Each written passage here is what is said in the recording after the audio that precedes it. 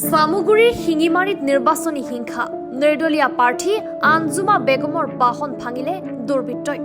শিঙিমাৰী জিলা পৰিষদৰ নিৰ্দলীয় প্ৰাৰ্থী আঞ্জুমা বেগমে ধবুৰীৰ চুকুৰালীক লগত লৈ চলাইছিল নিৰ্বাচনী প্ৰচাৰ প্ৰথমে এজন খুৰাপাই যুৱকৰ সৈতে সংঘাত হৈছিল মহিলাগৰাকীৰ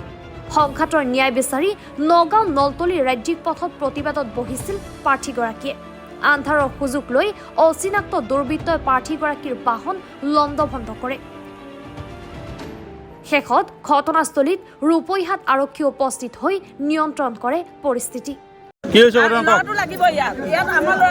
কি হৈছে ঘটনাটো কি হৈছে সাধাৰণতে আমি ইয়াতে কেম্পিং কৰি আছো মই শিঙিমাৰী জিলা পৰিষদ মই শিঙিমাৰীত আহিমেই এসময় আহিম মই 20টা বছৰ আগতে শিঙিমাৰী মোৰ পিতৃগৃহ শিঙিমাৰী মোৰ বাপেকৰ ঘৰ শিঙিমাৰীত মই আহিমেই এতিয়া এটা কথা হৈছে তেওঁলোকে মই অহাৰ লগে লগে মোৰ এটা ল'ৰাক হাত দিছে মদ খাই পেলাই হাত দিছে আকৌ সিহঁতৰ কেম্পিনৰ যিখন গাড়ী আছে মিউজিক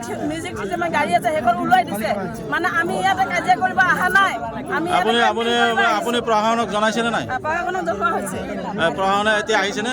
আহি আছে আমাক ল'ৰাটো লাগিব আমি নহলে শিঙিমাৰী সিহঁতে কৈ আছে ল'ৰাটো মদ খাইছে ঠিক আছে মদ খাই পেলাই আমাৰ গাড়ীত আটক কৰিছে ৰাতুলৰ গাড়ীত আটক কৰা আপোনালোকে নিৰ্বাচনী প্ৰচাৰ কাৰ্যত আছে